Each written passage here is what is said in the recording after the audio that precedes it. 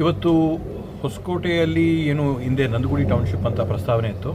ಆ ಪ್ರಸ್ತಾವನೆಯನ್ನು ಇವತ್ತು ಸರ್ಕಾರದ ಹಂತದಲ್ಲಿ ಚರ್ಚೆ ಮಾಡಿ ಅದನ್ನು ಬೇರೆ ಒಂದು ಭೂಸ್ವಾಧೀನ ಮಾಡೋದಲ್ಲದೆ ಯಾವ ರೀತಿಯಲ್ಲಿ ಒಂದು ಟೌನ್ಶಿಪ್ ಮಾಡ್ಬೋದು ಅನ್ನೋದ್ರ ಬಗ್ಗೆ ಸರ್ಕಾರದಲ್ಲಿ ಆಲೋಚನೆಗಳು ಇವತ್ತು ಚರ್ಚೆಗಳು ನಡೀತಾ ಇವೆ.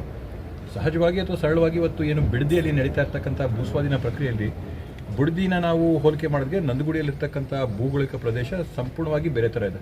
ಅಲ್ಲಿ ಗುಡ್ಡಗಾಡಿನ ಪ್ರದೇಶ, ಕುರ್ಚಿಲು ಗಿಡಗಳು, ಇಲ್ಲಿ ನಮ್ಮದು ಫಲವತ್ತಾದಂಥ ಭೂಮಿ, ರೈತರಿಗೆ ಅನುಕೂಲವಾದಂಥ ಭೂಮಿ. ಈ ಭೂಮಿಯ ಅಭಿವೃದ್ಧಿಗೂ ಆ ಭೂಮಿಯ ಅಭಿವೃದ್ಧಿಗೂ ಸಾಕಷ್ಟು ವ್ಯತ್ಯಾಸಗಳಿರೋದ್ರಿಂದ ಈ ಭಾಗಕ್ಕೆ ಈ ಒಂದು ಜಿಯೋಗ್ರಾಫಿಕಲ್ ಕಂಡೀಷನ್ಸ್ಗೆ ತಕ್ಕಂಥ ಒಂದು ಡೆವಲಪ್ ಮಾಡೋದು ಯಾವ ರೀತಿ ಅಂತೇಳಿ ನಾವತ್ತು ಸರ್ಕಾರದಲ್ಲಿ ಚರ್ಚೆಗಳು ಮಾಡ್ತಾ ಇದ್ದೀವಿ, ಸಮಾಲೋಚನೆಗಳು ನಡೀತಾ ಇದೆ.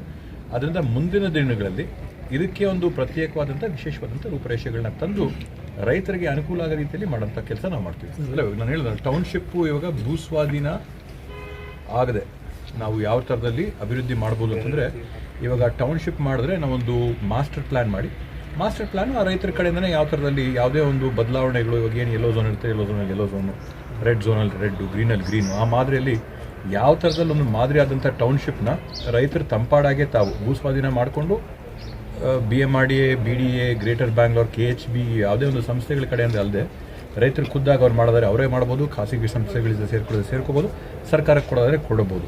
ಆ ರೀತಿಯಲ್ಲಿ ಯಾವ ಥರ ಮಾಡ್ಬೋದು ಅನ್ನೋ ಬಗ್ಗೆ ಯೋಚನೆ ನಡೀತಾ ಇದೆ. ಅದರಿಂದ ನೀರು ಹರಿಸೋದಕ್ಕೂ ಇಲ್ಲಿ ಕೆರೆಗಳು ತುಂಬಿಸೋದಕ್ಕೂ ಆ ಪ್ರಕ್ರಿಯೆಗೂ ಯಾವುದೇ ಒಂದು ಸಂಬಂಧ ಇಲ್ಲ.